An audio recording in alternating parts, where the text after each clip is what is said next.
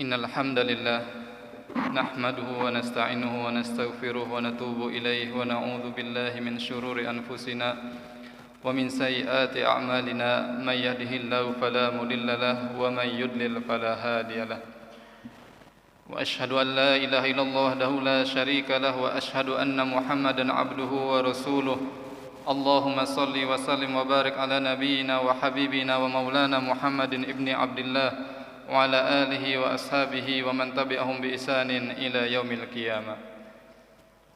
قال الله تعالى في كتابه الكريم: يا أيها الذين آمنوا اتقوا الله حق تقاته ولا تموتن إلا وأنتم مسلمون. Amma ba'd. Kaum muslimin, hadirin sidang Jumat yang dirahmati Allah Subhanahu wa taala. Alhamdulillah, puji syukur kita haturkan kepada Allah Subhanahu wa taala. Salawat serta salam semoga tetap tersampaikan kepada Nabi kita Muhammad sallallahu alaihi wasallam beserta keluarga beliau, para sahabat serta pengikut beliau hingga akhir zaman. Hadirin jamaah salat Jumat yang dirahmati Allah Subhanahu wa taala, di atas mimbar ini khatib berwasiat kepada pribadi khatib dan kepada jamaah sekalian agar marilah kita meningkatkan takwa kita kepada Allah Subhanahu wa taala. Dan di antara sifat orang yang bertakwa disebutkan oleh Allah Subhanahu wa taala di dalam firman-Nya surat Al-Baqarah ayat 2 sampai ayat 3, "Dzalikal kitabu la raiba fihi hudal lil muttaqin alladzina yu'minuna bil ghaibi wa yuqimunas sholata wa mimma razaqnahum yunfikun." Inilah kitab Al-Quran yang tidak ada keraguan di dalamnya, menjadi petunjuk bagi orang-orang yang bertakwa. Siapa orang yang bertakwa itu? Di sini disebutkan oleh Allah Subhanahu wa taala di antara sifatnya yang paling utama adalah mereka beriman kepada perkara yang gaib, dan mereka mendirikan salat, dan mereka menginfakkan sebagian rizki yang telah Allah berikan kepada mereka. Hadirin sidang Jumat rahmati Allah Subhanahu wa taala, insyaallah pada kesempatan yang mulia ini khatib akan menyampaikan khutbah dengan tema Al-Isra wal Mi'raj, Isra dan Mi'raj, yang mana di kalender kita itu dituliskan jatuh pada 27 Rajab. Padahal kalau kita membuka kitab-kitab sejarah, banyak di antara para ulama yang berselisih mengenai kapan tepatnya terjadi peristiwa Isra dan Mi'raj. Tetapi masyarakat kita banyak bersandar pada tanggal 27 Rajab, yang mana ini merupakan pendapat daripada Syekh Al-Mansur Furi, yang kemudian dikutip oleh Syekh Syafiur Rahman Al-Mubarakfuri dan dimasukkan ke dalam kitabnya Ar-Rahiq Al-Makhtum, kemudian diberi judul khusus di dalam kitabnya Al-Isra wal Mi'raj. Hadirin rahmati Allah Subhanahu wa taala, sebelum khatib menyampaikan tentang peristiwa Isra dan Mi'raj, khatib terlebih dahulu ingin menyampaikan beberapa hal yang dialami oleh Rasulullah sallallahu alaihi wasallam sebelum terjadinya peristiwa Isra Mi'raj, yang mana beberapa hal yang dialami oleh Rasulullah sallallahu alaihi wasallam ini merupakan hal-hal yang melatar belakangi terjadinya peristiwa Isra dan Mi'raj. Yaitu di tahun 10 kenabian, di bulan Rajab, paman Nabi Abu Talib meninggal dunia. Kemudian berselang 3 hari setelah itu disusul dengan wafatnya istri beliau, yaitu Khadijah radhiyallahu anha. Dalam waktu yang berdekatan, Nabi sallallahu alaihi wasallam ditinggal oleh 2 sosok yang sangat penting bagi beliau, khususnya di dalam dakwah beliau di tengah-tengah masyarakat orang Mekah. Abu Talib yang mana beliau memiliki kedudukan yang penting di tengah-tengah masyarakat Quraisy, sehingga mereka tidak berani untuk menyakiti Nabi sallallahu alaihi wasallam karena mereka menghormati paman beliau, yaitu Abu Talib. Dan juga Khadijah radhiyallahu anha merupakan orang yang terpandang di tengah-tengah masyarakat Quraisy karena beliau merupakan seorang saudagar yang kaya raya, sehingga orang-orang Quraisy itu menghormati Nabi sallallahu alaihi wasallam karena memandang Khadijah istrinya. Namun ketika kedua sosok ini wafat, meninggal dunia, maka hal ini membuat Rasulullah sallallahu alaihi wasallam terguncang dan dilanda kesedihan yang begitu hebat.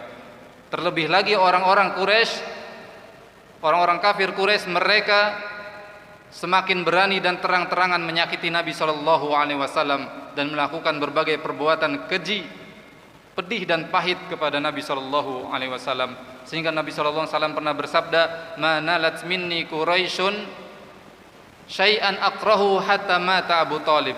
Orang-orang Quraisy tidak pernah melakukan perbuatan yang begitu menyakitkan, begitu memedihkan, melainkan aku dapati itu setelah wafatnya Abu Thalib. Dikisahkan bahwasanya Rasulullah SAW setiap kali datang ke Ka'bah untuk berdoa atau untuk berdakwah dan lain sebagainya, selalu ada di antara orang-orang kafir Quraisy yang menyakiti beliau, melempari beliau dengan pasir, ditaburkan di atas kepalanya, bahkan ada yang lebih keji lagi, melempar beliau dengan kotoran unta. Masya Allah. Ketika beliau sallallahu alaihi wasallam pulang ke rumahnya, disambut oleh putrinya yaitu Fatimah, dan Fatimah menangis melihat kondisi ayahnya yang sekujur tubuhnya dipenuhi dengan debu dan kotoran. Sambil menangis Fatimah membersihkan tubuh Rasulullah SAW. Tapi kemudian Rasulullah SAW berkata kepada putrinya, "Ya bunayyah la tabki, innallaha mani'un abak." Wahai putriku, janganlah engkau menangis, sesungguhnya Allah akan menolong bapakmu. Masya Allah. Hadirin rahmati Allah Subhanahu wa taala, saking begitu hebatnya penderitaan yang dialami oleh Rasulullah sallallahu alaihi wasallam di Mekah, akhirnya Nabi sallallahu alaihi wasallam berinisiatif untuk keluar dari kota Mekah dan berdakwah di luar kota Mekah, dan kota yang dituju oleh Nabi sallallahu alaihi wasallam adalah kota Taif. Bayangkan hadirin rahmati Allah Subhanahu wa taala, kota Mekah ke kota Taif itu jaraknya kurang lebih 60 mil atau 90 km. Dan Nabi sallallahu alaihi wasallam menempuh jarak sejauh itu dengan berjalan kaki. Untuk apa? Untuk mendakwakan Islam ke masyarakat Taif. Masya Allah. Perjuangan yang begitu hebat yang dilakukan oleh Rasulullah SAW. Dan Rasulullah hanya ditemani oleh anak angkatnya yang bernama Zaid ibn Harisah. Tetapi apa, ketika sampai di Taif, Nabi SAW justru mendapati perlakuan yang tidak kalah hebat, pedih dan pahitnya, seperti apa yang dilakukan oleh orang-orang Mekah. Bahkan di kota Taif, Nabi SAW itu dituduh sebagai orang yang gila, dituduh sebagai tukang sihir, dan bahkan Nabi SAW digiring keluar dari kota Taif layaknya orang yang tidak memiliki kedudukan, digiring sambil dilempari dengan batu. Nabi SAW terluka dan bercucuran darah tubuhnya. Begitu juga dengan Zaid ibn Harisah yang berusaha melindungi Nabi SAW dengan badannya, dengan tubuhnya, menjadikan tubuhnya sebagai benteng untuk melindungi Nabi SAW, tidak luput juga dari lemparan batu orang-orang Taif. Sampai akhirnya Nabi SAW dan Zaid bin Harisah keluar dari kota Taif. Singkat cerita, istirahat di suatu kebun anggur. Kemudian di sana Nabi SAW berdoa dengan doanya yang sangat terkenal sekali. Allahumma ilaika ashku dha'fa quwati wa qillata hilati wa hawani 'alan nas. Allahumma rabbal mustad'afin wa anta rabbi. Dan doanya yang begitu panjang. Ya Allah, kepadamu aku adukan lemahnya kekuatanku, kepadamu aku adukan sedikitnya upayaku, dan kepadamu aku adukan betapa hinanya diriku di hadapan manusia. Wahai Tuhannya orang-orang lemah, Engkau adalah Tuhanku. Masya Allah. Singkat cerita, Nabi SAW dan Zaid ibn Harisah menuju kota Mekah, hendak pulang kembali. Tetapi di tengah perjalanan Zaid ibn Harisah berkata kepada Nabi, "Ya Rasulullah, atadkhulu alaihim wa qad akhrajuk?" Ya Rasulullah, apakah engkau hendak kembali masuk ke suatu negeri yang mana penduduknya telah menyakitimu, telah menolakmu? Kata Nabi SAW, "Ya Zaid, ya Zaid." Masya Allah. Ini pelajaran penting bahwasanya sepedih apapun penderitaan yang dialami oleh kita, sepahit apapun kehidupan yang kita alami, maka hendaknya kita selalu bersikap optimis dan percaya diri menjalani kehidupan bahwa Allah pasti akan mendatangkan pertolongannya. Nabi SAW berkata kepada Zaid ibn Harisah, "Ya Zaid, innallaha ja'ilun lima tara makhrajan wa farajan Wa innallaha nasirun dinah wa mudhirun nabiyyah. Wahai Zaid, sesungguhnya Allah Subhanahu wa taala akan menjadikan dari setiap kesusahan yang kita alami, kepedihan, penderitaan yang kita alami, Allah akan jadikan setelah itu kemenangan dan jalan keluar. Sesungguhnya Allah akan memenangkan agamanya dan akan menolong nabinya. Masya Allah.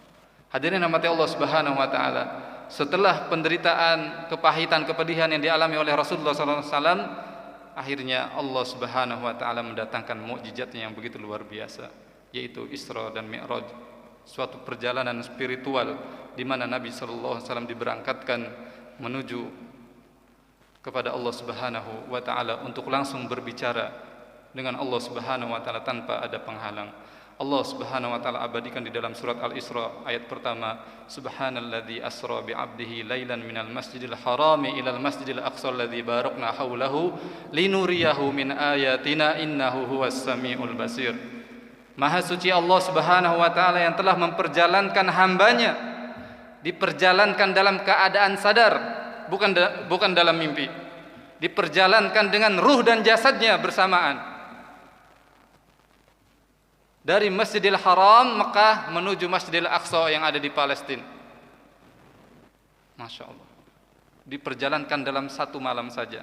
Padahal kalau ditempuh dengan perjalanan normal, Mekah ke Palestina itu butuh 1 bulan perjalanan pergi dan pulang 1 bulan perjalanan. Tetapi dengan mujizat Allah Subhanahu wa taala, Nabi SAW diperjalankan oleh Allah suatu malam dari Mekah ke Palestina hanya dalam waktu yang sangat singkat. Nabi SAW bersabda, "Bainama ana muttaji'un fil hijri, id atani atin fashaqqa sadri min sugri ila syafrati." Ketika aku sedang berdiam diri di tempatku, tiba-tiba datang seseorang menjumpaiku, yaitu malaikat Jibril.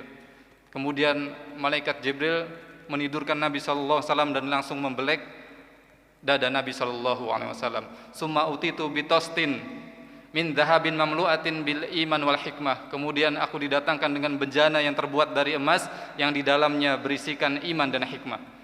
Jadi hati Nabi SAW kemudian dicuci oleh malaikat Jibril di bejana tersebut, sehingga hati Nabi SAW dipenuhi dengan keimanan dan hikmah untuk bekal modal melakukan perjalanan Isra dan Mi'raj. Kemudian summa utitu bil buraq, kemudian Nabi SAW didatangkan untuknya yaitu kendaraan yang bernama al-buraq, yaitu suatu kendaraan mirip dengan kuda. Warnanya putih bersih dan memiliki sayap. Kata Nabi SAW, ketika dia melangkahkan kakinya, maka langsung meloncat jauh sejauh mata memandang. Masya Allah. Dan Nabi SAW kemudian diperjalankan dari Mekah ke Baitul Maqdis, dan di sana kemudian Nabi SAW sholat dengan para nabi-nabi yang lainnya yang dihadirkan oleh Allah Subhanahu wa taala, dan Nabi SAW menjadi imam di sana.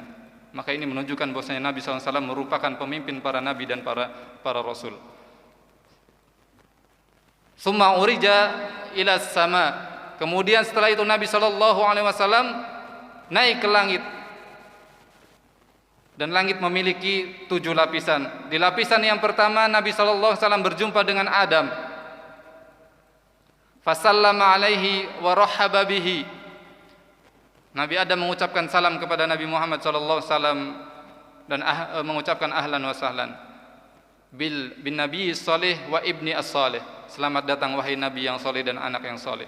Kemudian naik lagi ke langit yang kedua, berjumpa dengan Zakaria ibn Yahya, dan di sana juga ada Isa ibn Maryam. Kemudian naik lagi ke langit ketiga, di sana ada Yusuf, Nabi Yusuf alaihissalam. Naik lagi ke langit yang keempat, di sana ada Nabi Idris alaihissalam. Naik lagi ke langit kelima, di sana ada Harun ibn Imran. Naik lagi ke langit yang keenam, di sana ada Musa ibn Imran.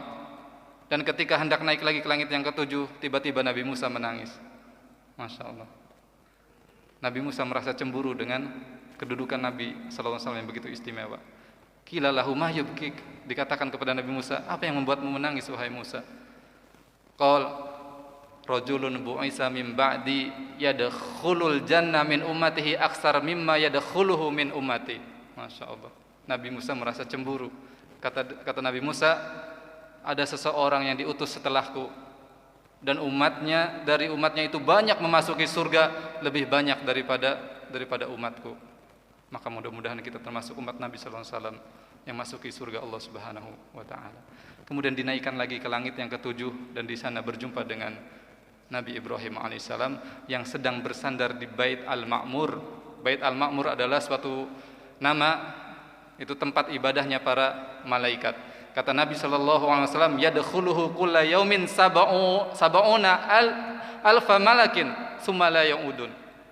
Baitul Ma'mur suatu tempat ibadahnya para malaikat. Setiap hari dimasuki 70.000 malaikat, dan ketika mereka sudah masuk mereka tidak keluar lagi. Maka ini menunjukkan begitu banyaknya jumlah malaikat Allah Subhanahu wa taala.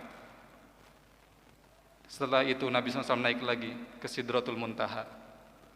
Masya Allah, Nabi SAW mengatakan bahwasanya Sidratul Muntaha suatu tempat yang tidak bisa diibaratkan dengan lisan keindahannya. Dan di Sidratul Muntaha juga Nabi SAW kemudian melihat malaikat Jibril dalam rupanya yang asli.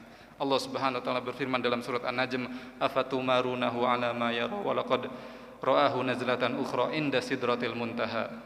Masya Allah. Apakah kalian hendak membantah apa yang telah dilihat oleh Muhammad? Sungguh dia telah melihat malaikat Jibril dalam rupanya yang asli ketika berada di Sidratul Muntaha. Kemudian di ayat 18-nya, walaqad ra'a min ayati rabbihil kubra. Sungguh Nabi Muhammad SAW telah melihat tanda-tanda kebesaran Allah Subhanahu wa taala yang paling besar. Dan setelah itu Nabi SAW menghadap Allah Subhanahu wa taala secara langsung untuk menerima wahyu dari Allah Subhanahu wa taala secara langsung tanpa perantara. Tetapi ketika menghadap ini, Nabi SAW pernah ditanya oleh istri beliau yaitu Aisyah radhiyallahu anha, bahwasanya apakah ketika itu Isra Mi'raj engkau melihat Allah secara langsung? Apa jawaban Nabi SAW? Nurun anna arah. Pada waktu itu ada hijab cahaya yang begitu hebat yang menjadi hijab menutupi antara diriku dengan Allah Subhanahu wa taala. Maka bagaimana mungkin aku bisa melihat Allah Subhanahu wa taala? Artinya ketika Isra Mi'raj Nabi SAW hanya mendengar kalam Allah Subhanahu wa taala secara langsung. Lalu apa wahyu yang Allah wahyukan kepada Nabi SAW? Yaitu perintah sholat 50 waktu. Kemudian Nabi pulang, turun, ketika sampai ke langit yang ke-6 disetop oleh Nabi Musa. Ya Muhammad, bima amaraka rabbuk. Wahai Muhammad, apa yang telah Allah perintahkan kepadamu? Qala bi khamsina shalah. Nabi mengatakan sholat 50 waktu. Kata Nabi Musa apa? Masya Allah. Irji' ila rabbik fas'alhu at-takhfif fa inna ummataka la tutik. Masya Allah. Hei Muhammad, kembali kepada Allah, mintalah keringanan, umatmu tidak akan mampu. Masya Allah. Kemudian Nabi Muhammad SAW kembali kepada Allah Subhanahu wa taala. Kemudian dikurangi 10, dikurangi menjadi 40, dikurangi lagi menjadi 30, dikurangi lagi terus sampai kemudian berjumlah 5 waktu dalam sehari. Kemudian turun lagi Nabi Muhammad sampai di langit yang ke-6 disetop lagi oleh Nabi Musa. Irji' ila rabbik fas'alhu at-takhfif fa inna ummataka la tutik. Kembali lagi ke Allah, minta keringanan lagi, umatmu tidak akan mampu. Masya Allah. Nabi Muhammad, Nabi Musa alaihissalam sudah mengalami bagaimana menghadapi manusia dan bagaimana keras kepalanya manusia di dalam menerima syariat Allah Subhanahu wa taala. Oleh karenanya Nabi Musa meminta supaya Nabi Muhammad SAW itu kembali ke Allah, minta keringanan. Maka benarlah sekarang, lihat, yang 5 waktu saja banyak di antara kita yang begitu keteteran meremehkan perihal sholat. Bayangkan kalau sekiranya sholat itu jumlahnya seperti pertama kali yang Allah wahyukan kepada Nabi Muhammad 50 waktu dalam sehari, maka barangkali banyak di antara kita yang tumbang. Tapi dengan kasih sayangnya Allah Subhanahu wa taala mendiskon menjadi 5 waktu. Kemudian apa kata Nabi Muhammad SAW? Inni qad istahyaitu min rabbi walakinni aqbalu wa usalim walakinni arda wa usalim. Sesungguhnya aku telah malu kepada Allah, bolak-balik terus meminta keringanan, tapi aku sekarang ridho dengan yang 5 waktu ini dan aku menerimanya. Hadirin mati Allah Subhanahu wa taala. Kemudian di waktu paginya Aisyah radhiyallahu anha mengisahkan ketika Nabi SAW selesai di Isra Mi'rajkan, maka kabar ini kemudian dikabarkan oleh Nabi SAW kepada masyarakat Quraisy. Tetapi apa? Ishtadda takdzibuhum lahu wa adahum wa daruratuhum. Kemudian orang-orang kafir Quraisy ini semakin begitu besar kedustaannya kepada Nabi SAW dan semakin mengolok-olok Nabi SAW. Karena mana mungkin seorang manusia, Nabi Muhammad tidak memiliki kendaraan apa-apa, tiba-tiba ke Baitul Maqdis, tiba-tiba naik ke langit. Ini hanyalah dongeng, kata orang Quraisy. Karena kejadian-kejadian ini tidak bisa ditangkap oleh daya akal manusia. Dan di antara orang-orang yang beriman pun yang baru pertama masuk Islam, mereka murtad ketika mendengar kabar Isra dan Mi'raj, karena mereka tidak percaya. Akhirnya kemudian mereka datang kepada Abu Bakar As-Siddiq radhiyallahu anhu. Masya Allah, bagaimana sikap Abu Bakar As-Siddiq? Mereka berkata, "Ya Abu Bakar, hal laka fi sahibik innahu yaz'umu annahu usriya ilal Baitil Maqdis wa urija ila sama." Hei Abu Bakar, bagaimana pendapatmu tentang sahabatmu itu? Engkaulah yang paling setia dengannya. Dia telah mengira bahwasanya dia telah pergi ke Baitul Maqdis dan naik ke langit dalam satu malam. Abu Bakar As-Siddiq radhiyallahu anhu kemudian berkata, "Awala qala dzalik?" Apakah benar Muhammad telah mengatakan hal itu? Qalu na'am. Ya, dia telah mengarang dongeng itu. Kata Abu Bakar apa? La in qala dzalik laqad shadaq wa inni la usaddiquhu wa bima akhbara min khabaris sama gadwatan wa rauhatan bukratan wa asyiyatan. Kalau Muhammad yang mengatakan hal itu, maka sungguh itu adalah kebenaran, dan aku akan senantiasa membenarkan apa yang disampaikan oleh Nabi SAW di pagi hari, sore hari, siang hari, malam hari. Dan sesungguhnya apa yang dia sampaikan adalah suatu kebenaran. Maka hadirin rahmati Allah Subhanahu wa taala, yang mana di bulan ini, bulan Rajab, dan telah kita lalui 27 Rajab kemarin hari Kamis, maka ketika kita mengenang peristiwa Isra dan Mi'raj ini, maka kita berharap dengan kepercayaan kita membenarkan terjadinya Isra dan Mi'raj, mudah-mudahan kita bisa berdiri di barisan Abu Bakar As-Siddiq radhiyallahu anhu, yang mana Abu Bakar As-Siddiq mendapatkan predikat yang begitu mulia di sisi Allah Subhanahu wa taala dengan laqab As-Siddiq, yaitu orang yang selalu membenarkan wahyu Allah Subhanahu wa taala. Maka mudah-mudahan kita ketika menjumpai peristiwa Isra dan Mi'raj ini, kita bisa bersikap sebagaimana sikapnya Abu Bakar. Kita benar-benar mempercayai kebenaran peristiwa Isra dan Mi'raj, dan kita berharap kepada Allah Subhanahu wa taala mudah-mudahan kelak di akhirat kita bisa berdiri di barisan belakang Abu Bakar As-Siddiq radhiyallahu anhu. Aqulu qauli hadza astaghfirullah li wa lakum fastaghfiruhu innahu wal ghafurur rahim.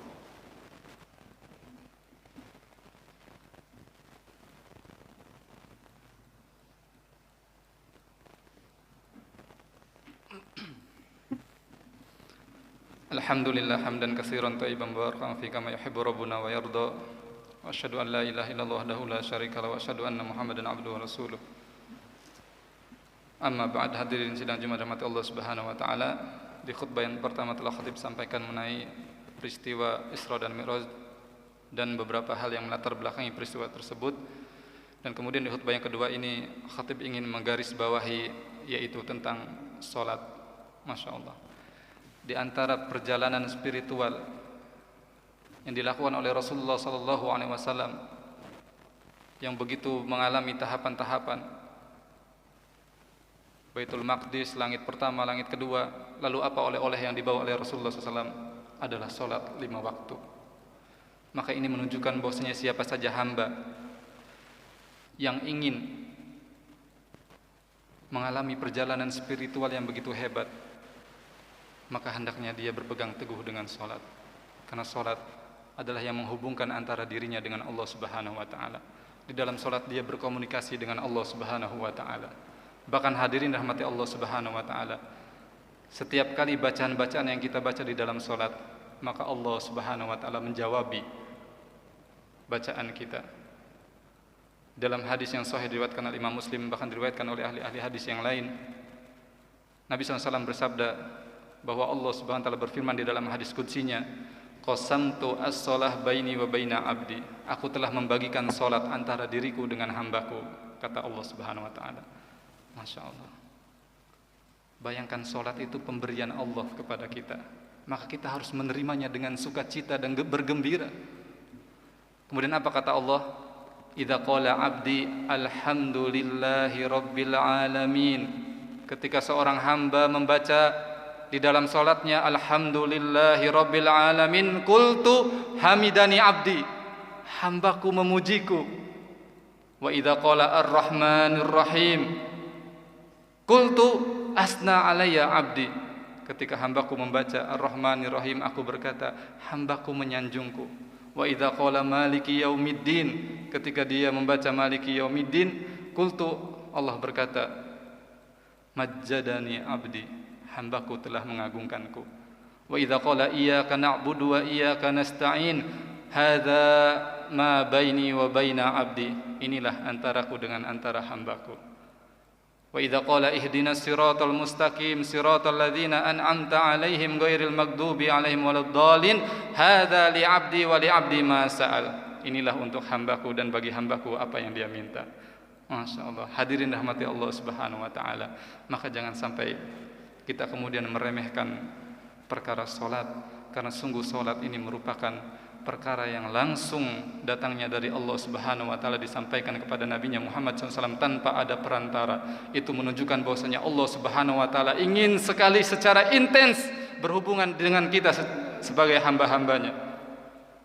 Maka hendaknya kita merasakan bahwasanya Allah hadir ada di hadapan kita ketika kita salat menghadap Allah Subhanahu wa taala, dan Allah Subhanahu wa taala sedang berkomunikasi dengan kita, menjawabi setiap bacaan yang kita baca di dalam salat.